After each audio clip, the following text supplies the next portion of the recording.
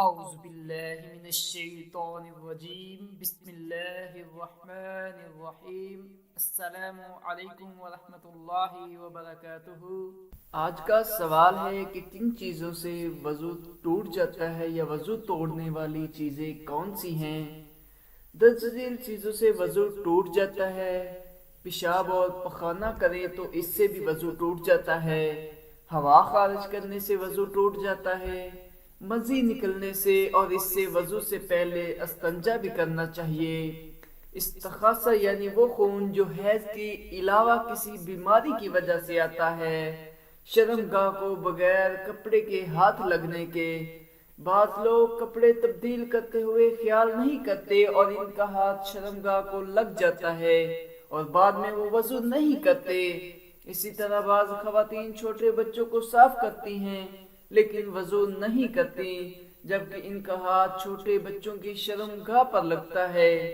انہیں وضو کرنا چاہیے۔ بعض لوگ سمجھتے ہیں کہ برہنہ ہونے سے وضو ٹوٹ جاتا ہے، لیکن یہ کسی حدیث سے ثابت نہیں۔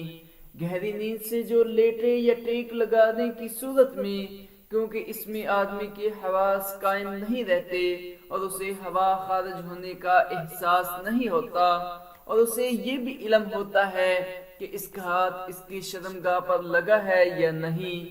پاگل یا غم اور نشہ وغیرہ سے بے ہوش ہونے سے، کیونکہ بے ہوشی نیند سے زیادہ بے حس کرتی ہے۔ مرتد دین اسلام سے خارج ہونے سے، کیونکہ اس کے تمام اسلامی عمل ختم ہو جاتے ہیں۔ جناب سفیان ثوری رحمہ اللہ فرماتے ہیں، جب کوئی شخص دین اسلام سے پھر جائے تو اس کا کفر پہلی تمام اسلامی عبادات کو ختم کر دیتا ہے۔ جن چیزوں سے غسل ٹوٹ جاتا ہے یعنی جمع، احتلام، حیض اور نفاس، ان سے وضو بھی ٹوٹ جاتا ہے۔ اونٹ کا گوشت کھانے سے رسول اللہ صلی اللہ علیہ وسلم نے وضو کرنے کا حکم دیا ہے۔ مدرج ذیل صورتوں میں وضو کر لیا جائے تو بہتر ہے، ضروری نہیں۔ اونٹ کے علاوہ کسی جانور وغیرہ کا گوشت کھانے سے، کے آنے سے، کسی میت کو اٹھانے سے، مدرج ذیل صورتوں میں صرف کولی کرنی چاہیے۔ کوئی چیز کھانے کے بعد کولی کر لینا بہتر ہے۔ اگر نہ بھی کی جا سکے تو کوئی حرج نہیں، دودھ اور چکنائی والی چیزیں پینے سے۔ جزاک اللہ۔